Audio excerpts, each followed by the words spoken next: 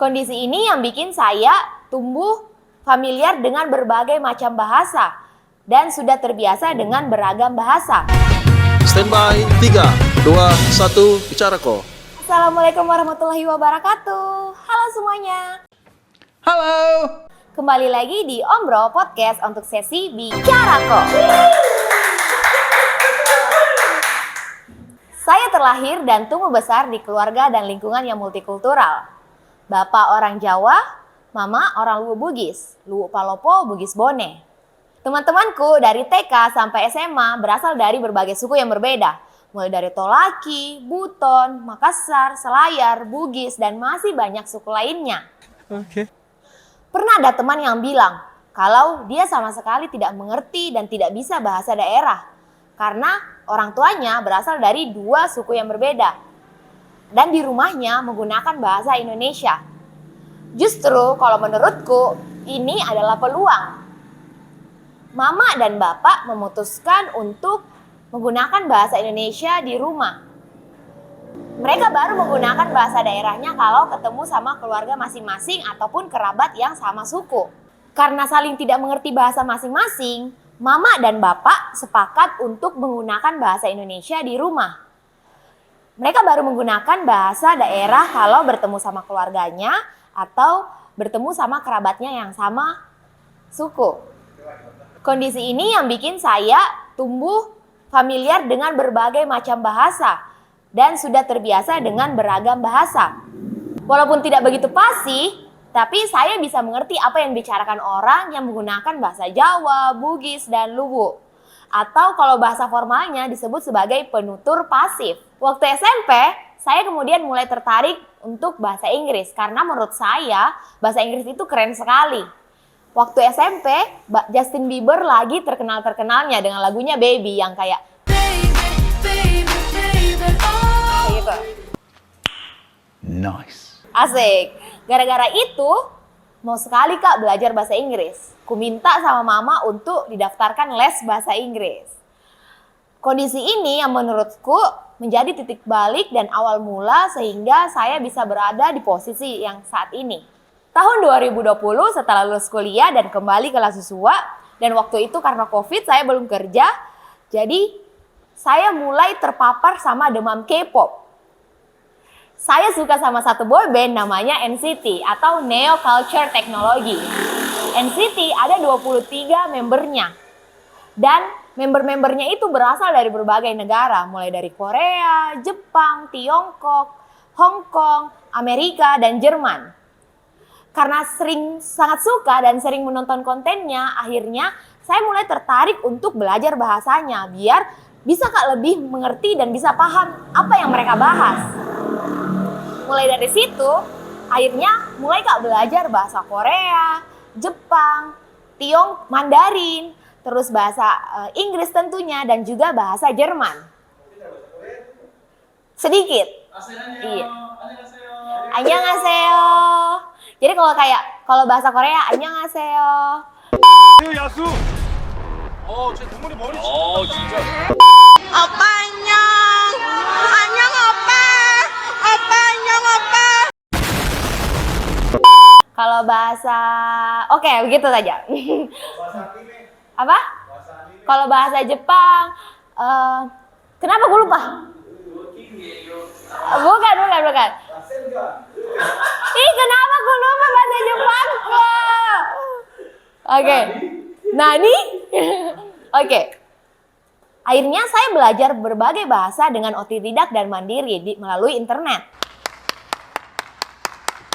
Tahun 2021 saat lagi suka-sukanya belajar bahasa, terbuka pendaftaran seleksi Duta Bahasa Sulawesi Tenggara.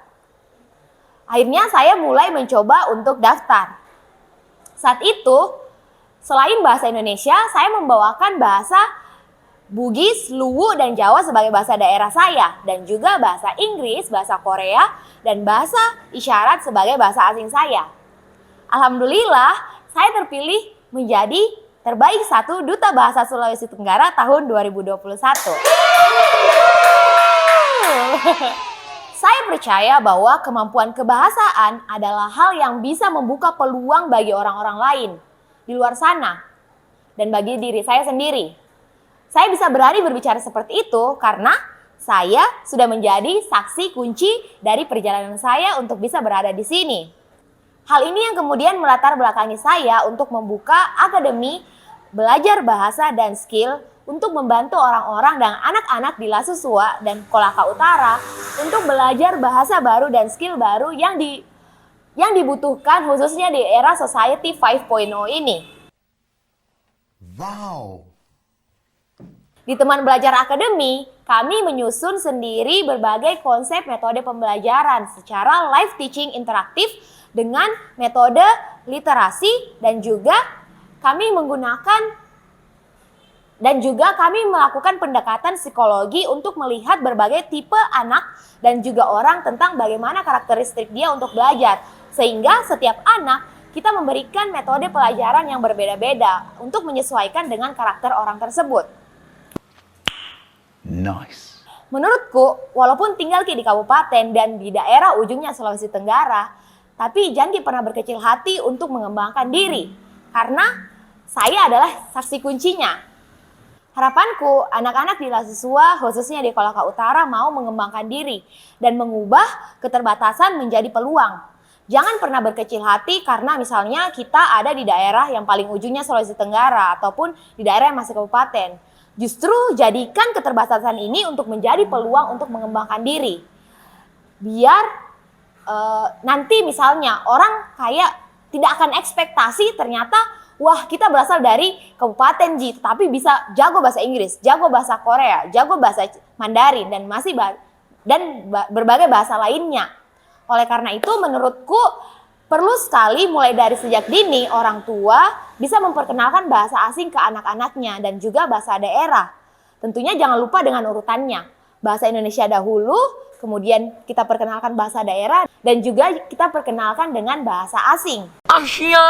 Untuk ibu-ibu, bapak-bapak, dan orang tua yang di rumah, mulai sekarang ayo kita perkenalkan bahasa asing ke anak-anak kita. Mulai dari bagaimana memperkenalkan dari hal kecil seperti ketika kita bermain bersama, kita jelaskan ini berwarna biru dan kalau misalnya dalam bahasa Inggrisnya itu berarti blue.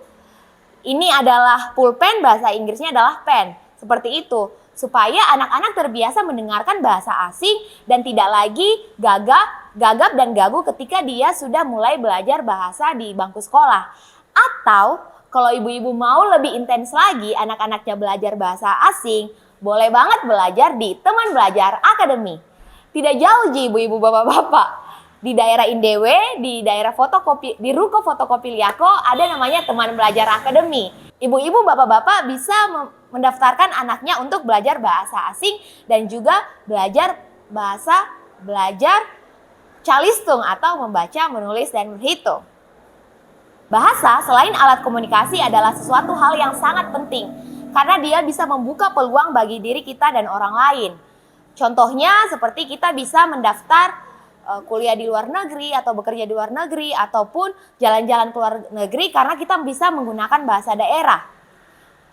Waktu saya berkuliah, bahasa sangat membantu saya untuk meraih apa yang saya cita-citakan. Mulai dari saya bisa keluar negeri secara gratis karena saya bisa berbahasa Inggris dan mewakili Indonesia dan universitas untuk konferensi internasional di Malaysia. Selain itu, karena berbahasa juga, saya bisa terpilih menjadi duta bahasa Sulawesi Tenggara. Banyak hal dan peluang yang bisa terbuka ketika kita belajar bahasa. Oleh karena itu teman-teman, mulai sekarang jangan pernah takut untuk memulai hal yang baru. Mari kita mulai belajar bahasa dan tentunya mulailah dengan apa yang teman-teman gemari. Oke, sudah Pak Lady, kayaknya banyak sekali bisa bicara tentang bahasa. Yang penting intinya bapak-bapak, ibu-ibu, ini bukan endorse nah, tapi kalau mau daftar bisa langsung hubungi Teman Belajar Akademi. Oke, saya Anissa Dono Putri, pamit undur diri, salam literasi. Sampai jumpa di podcast Omro selanjutnya. Dadah!